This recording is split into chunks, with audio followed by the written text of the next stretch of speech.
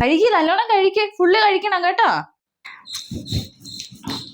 മുഴുവൻ കഴിക്കണം. അമ്മ അമ്മ എത്ര നേരമായി മോളെ കഴിക്കാൻ വിളിക്കുന്നത്? എവിടെ പോയി കിടക്കുവായിരുന്നു?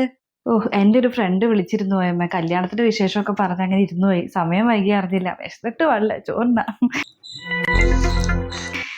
അല്ല, അമ്മായി കഴിക്കുകയാണ്. അല്ല, ഇത്രയൊക്കെ ഭക്ഷണം കഴിക്കുവോ? അമ്മായി അത്യാവശ്യം ഭക്ഷണം കഴിക്കും. കാരണം ദേഹത്തൊന്നും അധികം കാണുന്നില്ലെന്നുള്ളൂ. നല്ലോണം ഭക്ഷണം കഴിക്കും. ശരിയാട്ടോ. അല്ല, ഞാൻ ചോദിക്കണമെന്ന് വിചാരിച്ചതാ. അമ്മായി അത്യാവശ്യം വയ്യാത്തതല്ലേ? അപ്പൊ എന്തിനാ നമ്മള് വീട്ടിൽ നിർത്തണേ? ഇങ്ങനെ വയ്യാത്ത ആൾക്കാരെ നോക്കാൻ അങ്ങനത്തെ കുറെ സ്ഥലങ്ങളൊക്കെ ഉണ്ടല്ലോ. അങ്ങനെയൊക്കെ കൊണ്ടുള്ള സ്ഥലത്ത് കൊണ്ടാക്കിക്കൂടെ? അല്ല മോളെ, അതിന് അമ്മായിക്ക് അത്ര വലിയ കുഴപ്പമൊന്നും ഇല്ലല്ലോ. ഒത്തിരി വീടുകളിൽ ഇങ്ങനെയുള്ള ആൾക്കാരുണ്ട്. ഒത്തിരി വയ്യാത്തവരെ, തീരെ വീട്ടുകാർക്ക് നോക്കാൻ പറ്റാത്തവരെയൊക്കെ കൊണ്ടാക്കുന്നേ. നമുക്ക് അങ്ങനെ ആവശ്യമില്ലല്ലോ. അതിന്റെ പാട്ട് നോക്കി ഇതോടെ ഇങ്ങനെ പോകും. നമ്മളെ കൊണ്ട് നമുക്ക് ഒരു ശല്യവും ഇല്ല. ഇവിടെ എന്തെങ്കിലുമൊക്കെ അങ്ങനെ ഇരിക്കത്തേ ഉള്ളൂ. ഒരു പിച്ചും പെയ്യും പറയലോ പുറുകുറുക്കലോ ഒന്നുമില്ല. ഒരു പാവാ.